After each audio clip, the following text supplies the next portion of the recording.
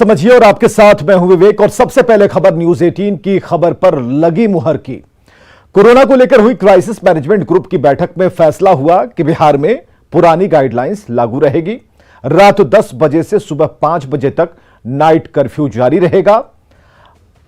तो ये पुरानी पाबंदियां जो लागू की गई हैं फिर से उनका पालन करना होगा। तो नई जो जानकारी है उन मुख्य बिंदुओं के द्वारा हम आपको दे रहे हैं। शॉपिंग मॉल पूरी तरह से बंद रहेंगे। 6 फरवरी तक बंदिशें बढ़ी हैं। 50% उपस्थिति के साथ दफ्तर खुलेंगे। ऑफिस में बाहरी व्यक्ति का प्रवेश वर्जित रहेगा। इसके अलावा धार्मिक स्थल श्रद्धालुओं के लिए बंद रहेंगे। केवल पुजारी ही पूजा कर पाएंगे। इसके अलावा cinema hall, gym, park, swimming pool बंद रहेंगे। रेस्टोरेंट, ढाबे 50% कैपेसिटी के साथ खुलेंगे। शादी में 50, अंतिम संस्कार में 20 लोग शामिल हो सकेंगे। राजनीतिक कार्यक्रम में 50 लोग शामिल हो पाएंगे। चलिए इस खबर को समझते हैं। आज बिहार में कोरोना के 3,475 मरीज मिले, जबकि बुधवार को 4,063 संक्रमित मिले। बुधवार को 11 मरीजों की मौत हुई थी। वहीं गुरुवार को नए मरीजों की जो संख्या है इसमें थोड़ी कमी जरूर आई है, लेकिन अब भी 3,000 से ज्यादा मरीज मिल रहे हैं। तो फिलहाल राज्य में एक्टिव केस की जो संख्या है वो है 26,673। यानी कि बिहार में कोरोना की रफ्तार अब भी बरकरार है और अगर जरा सी भी लापरवाही होती है तो ये सभी पर भारी पड़ सकती है। इसलिए सरकार ने पाबंदियों में कोई ढील नहीं दी। अगर लोग कोरोना गाइडलाइंस का ठीक से पालन करेंगे तो यह रफ्तार थम सकती है। आगे बढ़ते हैं। बुधवार को भी कोरोना के नए मामलों में बढ़ोतरी दर्ज की गई। शनिवार से लेकर सोमवार तक कोरोना के मामले में गिरावट दर्ज की गई थी और उसके बाद यह दूसरा दिन है जब नए मामले बढ़े हैं, जो कि गंभीर हैं। और ऐसे में महाराष्ट्र सरकार का स्कूल खोलने का फैसला खतरनाक हो सकता है। सावधान, अभी खत्म नहीं हुई बीमारी। महाराष्ट्र में जान बनाम जानकारी। बढ़ी केस, फिर क्यों स्कूल की तैयारी। तीसरी लहर में पहली बार 3 लाख के पार। शनिवार से लेकर सोमवार तक जो खुशी मिली थी वो एक बार फिर काफूर हो गई है, क्योंकि बुधवार को कोरोना के मामले में तीसरी लहर का सबसे बड़ा कहर सामने आया। नए मामलों के आंकड़े 3 लाख को पार कर गए।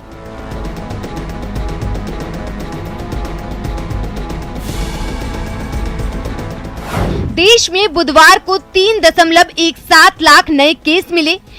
इस दौरान 2.23 लाख लोग ठीक हुए, जबकि 491 लोगों की मौत हो गई।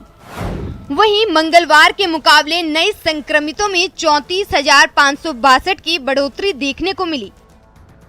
देश में 8 महीने बाद नए संक्रमितों का आंकड़ा 3 लाख को पार किया है। बता दें कि दूसरी लहर में केस घटने के दौरान 15 मई को 3,11,000 केस मिले थे। एक्टिव केस यानी इलाज करा रहे मरीजों की संख्या में 91,519 की बढ़ोतरी दर्ज की गई। फिलहाल देश में 19.24 लाख एक्टिव केस हैं। हालांकि गुड न्यूज ये भी है कि देश में पहली बार 2 लाख से ज्यादा यानी 2,23,990 मरीज ठीक भी हुए हैं। अब देश के लिए दूसरी खुशखबरी भी जान लीजिए।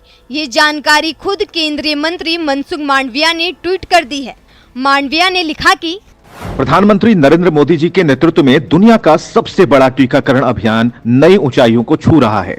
भारत में कोविड वैक्सीन की खुराक 160 करोड़ के आंकड़े को पार कर गई है। टीका लगवाने के बाद भी कोविड के मुताबिक उचित व्यवहार का पालन करते रहें। अब देश में फुली वैक्सीनेट लोगों की संख्या 66 करोड़ हो गई है। मतलब ये कि देश में कुल आबादी में से 48% लोग फुली वैक्सीनेट हैं। अब बात पाबंदियों की। कोरोना के बढ़ते आंकड़ों को देखते हुए बिहार में 6 फरवरी तक पाबंदियों की यथास्थिति बनाए रखने की घोषणा की गई है, जबकि महाराष्ट्र में मुख्यमंत्री उद्धव ठाकरे ने स्कूल खोलने की शिक्षा विभाग के प्रस्ताव को स्वीकार कर लिया है। सोमवार से प्री प्राइमरी से लेकर 12वीं तक फिजिकल क्लासेस लगेंगी और ये तब जब राज्य में बुधवार को 43,697 केस दर्ज हुए और मंगलवार के मुकाबले आंकड़ों में 11% की बढ़ोतरी दर्ज की गई। महाराष्ट्र सरकार का ये फैसला खतरनाक हो सकता है। वैसे भी लगातार 3 दिन कोरोना के केस क्या कम आए, लोग राहत की सांस लेने लगे थे, लेकिन कोरोना ने एक बार फिर पलटवार किया है, जिसका साफ मतलब है कि लापरवाही हुई तो कोरोना बढ़ेगा। इसीलिए सावधान रहिए, भीड़ से बचिए और मास्क के टास्क को पूरा कीजिए। Bureau report, news 18 network. तो खबर तो समझिए कि देश में कोरोना अभी खत्म नहीं हुआ है और जो तीसरी लहर की रफ्तार है अब भी तेज है। देश में बुधवार को 3,17,000 नए मामले आए, जबकि मंगलवार को 2,82,438 केस थे। यानी कि मंगलवार के मुकाबले नए संक्रमितों में 34,562 की बढ़ोतरी हो गई। देश में 8 महीने बाद नए संक्रमितों का आंकड़ा 3 लाख के पार पहुंच गया। और यह भी जानकारी रखिए कि दूसरी लहर में केस घटने के दौरान 15 मई को 3,11,000 केस मिले थे। बुधवार को जहां देश में 3,17,000 नए केस मिले, वहीं 2,23,000 लोग ठीक भी हुए हैं। यानी कि एक्टिव केस की संख्या में 91,519 की बढ़ोतरी दर्ज की गई, जिसके बाद देश में एक्टिव केस का जो आंकड़ा है वो 19,24,000 तक पहुंच गया। यानी देश में कोरोना की रफ्तार तेज है, बावजूद इसके महाराष्ट्र में स्कूल खोलने की तैयारी की जा रही है, जो खतरनाक साबित हो सकता है, क्योंकि जरा सी लापरवाही सभी पर भारी पड़ सकती है। शराब की बरामदगी को लेकर पटना हाई कोर्ट की टिप्पणी के बाद बिहार का सियासी तापमान बढ़ गया है। एक तरफ जहां विपक्ष ने सरकार पर हमले तेज कर दिए, तो सत्ता पक्ष ने कानून का बचाव किया है।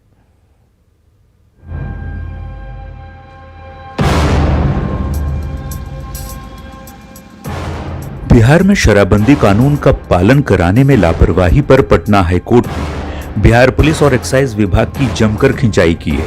कोर्ट ने यहां तक कह दिया कि ऐसा महसूस होता है कि राज्य में पुलिस और आबकारी विभाग की शराब माफिया से साठगांठ है। हाईकोर्ट की टिप्पणी के बाद बिहार का सियासी तापमान चढ़ गया है। आरजेडी और कांग्रेस ने सरकार पर एक साथ हमला बोला। आरजेडी का कहना है कि सरकार अपनी नैतिकता खो चुकी है और उसे एक पल भी सत्ता में बने रहने का हक नहीं।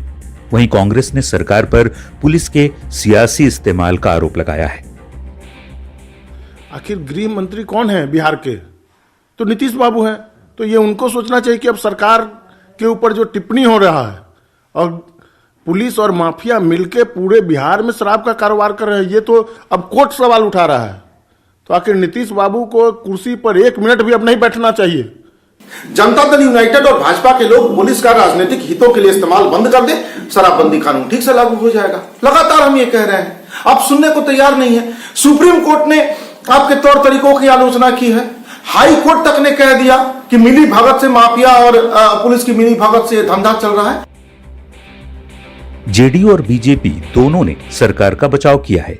एनडीए नेताओं का कहना है कि शराबबंदी पर सरकार की मंशा पूरी तरह साफ है। गड़बड़ी करने वालों पर कड़ी कार्रवाई की जा रही है।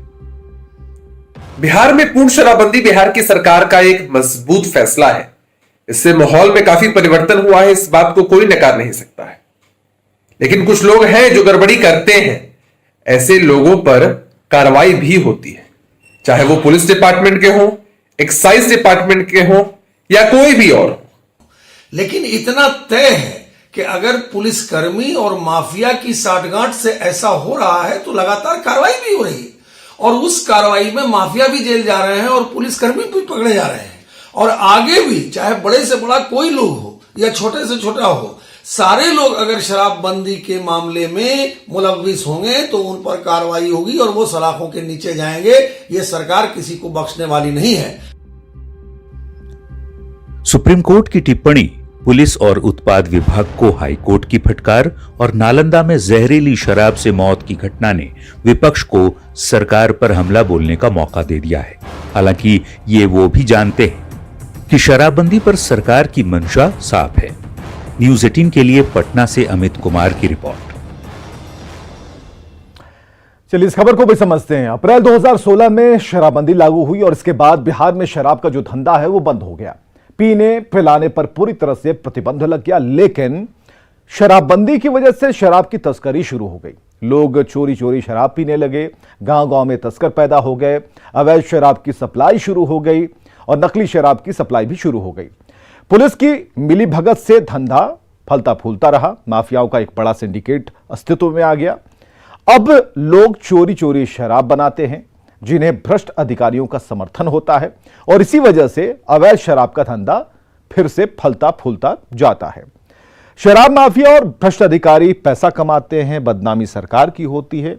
आजकल बिहार में शराबबंदी पर सियासत तेज है, क्योंकि नालंदा में संदिग्ध परिस्थितियों में 13 लोगों की मौत हो गई और फिर सुप्रीम कोर्ट और हाई कोर्ट ने टिप्पणी कर दी। हालांकि यह विपक्ष को भी पता है कि शराबबंदी नीतीश कुमार के दिल के करीब है और शराब के अवैध धंधे के खिलाफ सख्त कार्रवाई का मुख्यमंत्री ने निर्देश दे रखा है। आगे बढ़ते हैं। शराब माफिया के खिलाफ पुलिस और उत्पाद विभाग की तरफ से लगातार कार्रवाई की जा रही है। बिहटा, बेतिया, छपरा में पुलिस ने देसी शराब की कई भट्टियों को ध्वस्त किया है।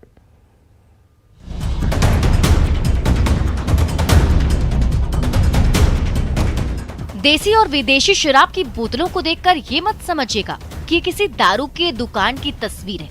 ये घर है छपरा के मुन्ना महतो का। मोकर के जनता बाजार इलाके का ये वही मुन्ना महतो है जिसके बारे में कहा जा रहा है कि इसी के यहाँ से दारू पीने के बाद संदिग्ध परिस्थितियों में 6 लोगों की मौत हुई।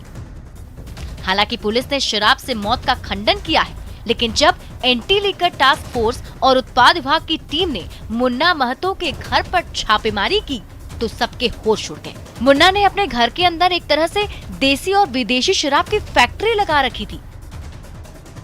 स्प्रिट में कफ सिरप मिलाकर नकली विदेशी शराब बनाता था। हालांकि मुन्ना महतो मौके से फरार हो गया, लेकिन उसका भाई पुलिस के हत्थे चढ़ गया, जिससे पुलिस पूछताछ कर रही है। में कुछ लोगों की मृत्यु होने की सूचना मिली है और ये संदिग्ध परिस्थितियों में मृत्यु हुई है। इसके लिए प्रशासन के द्वारा सभी कार्य इसमें किए गए हैं। इसमें इस प्रकार की बात भी आ रही है कि इलिसिट लिकर पीने से लोगों की मृत्यु हुई है, तो इसके संबंध में हम लोगों ने पोस्टमार्टम भी करा रहे हैं और दो लोगों का पोस्टमार्टम भी कराया गया है। उनका रिपोर्ट आएगा तभी उनकी मृत्यु के स्पष्ट कारणों के बारे में हम लोग बता पाएंगे। लेकिन एहतियात के तौर पर प्रशासनिक स्तर पर हम लोगों को जो तैयारियां करनी चाहिए, जो कार्रवाई करनी चाहिए, वो हम लोग कार्रवाई कर रहे हैं और हम समझते हैं कि इससे जुड़े हुए सभी पहलुओं के हम लोग जल्दी ही निष्पादित करेंगे। चूल्हे पर धधकती इस आग को देखिए। इस चूल्हे पर किसी का खाना नहीं बन रहा है, बल्कि बन रही है देसी शराब। उत्पाद विभाग को गुप्त सूचना मिली थी कि बिहटा के दियारा इलाके में देसी शराब की भट्टियां चल रही हैं।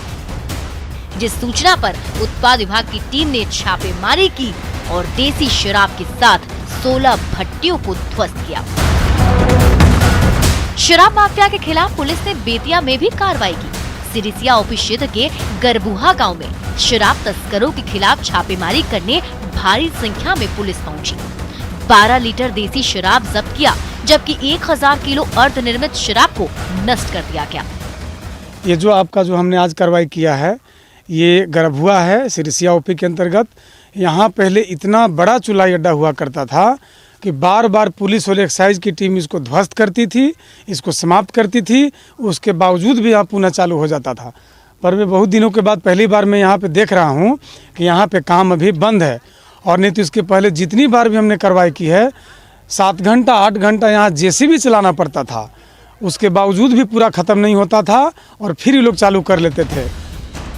दरअसल ये गांव अवैध शराब को लेकर बदनाम रहा है। कहते हैं कि इस गांव में शराब की नदी बहती है। लेकिन अच्छी बात यह है कि लगातार छापेमारी के डर से तस्कर गांव छोड़कर भागने लगे। यानी छपरा से लेकर बेतिया तक शराब तस्करों के खिलाफ अभियान जारी है। न्यूज़ 18 के लिए छपरा से संतोष गुप्ता, बेतिया से प्रफुल्ल और बिहटा से संजय की रिपोर्ट। अप्रैल 2016 में बिहार में पूर्ण तरीके से शराबबंदी लागू हुई थी और शराबबंदी के बाद जनवरी 2021 तक 2,55,111 मामले दर्ज किए गए। तो तकरीबन 51,60,000 लीटर देशी शराब और 94 लाख तकरीबन 9 लीटर विदेशी शराब जब्त की गई। तो 3,39,401 गिरफ्तारियां हुई और 470 अभियुक्त थे जिन्हें कोर्ट से सजा मिली। सीमावर्ती राज्य और नेपाल के तकरीबन 5,401 तस्कर गिरफ्तार किए गए। 619 पुलिसकर्मियों पर विभागीय कार्रवाई हुई। 348 कर्मचारियों पर प्राथमिकी दर्ज की गई और 183 लोगों को बर्खास्त किया गया। 60 पुलिस पदाधिकारी थानाध्यक्ष पद से हटा दिए गए। तो शराबबंदी की महासमीक्षा के बाद यह कार्रवाइयां हुई और इसे और भी तेज कर दिया गया। एंटी लिकर टास्क फोर्स का भी गठन हुआ। गांव में सीसीटीवी से निगरानी रखी जाने लगी। शराब की तस्करी रोकने के लिए ड्रोन तक का इस्तेमाल शुरू हुआ, लेकिन शराब तस्करी पर पूरी तरह से लगाम नहीं लगा, क्योंकि शराब तस्करों को पैसे की भूख है और कुछ पुलिस वालों के अंदर तक भ्रष्टाचार घर कर गया है और उनके लालच की वजह से बिहार की बदनामी होती है। आगे बढ़ते हैं। राशन कार्ड धारियों को पेट्रोल पर 25 रुपए प्रति लीटर सब्सिडी ने झारखंड का राजनीतिक पारा बढ़ा दिया है। एक तरफ जहां इस सब्सिडी का लाभ देने के लिए राज्य सरकार ने सीएम सपोर्ट ऐप लॉन्च करते हुए एक कदम आगे बढ़ाया है, इधर बीजेपी ने हेमंत सोरेन सरकार के इस निर्णय को जटिलताओं से भरी योजना का नाम दिया, जबकि जेएमएम ने पलटवार करते हुए बीजेपी से पूछा कि आखिर इस योजना से उनके पेट में दर्द क्यों हो रहा है।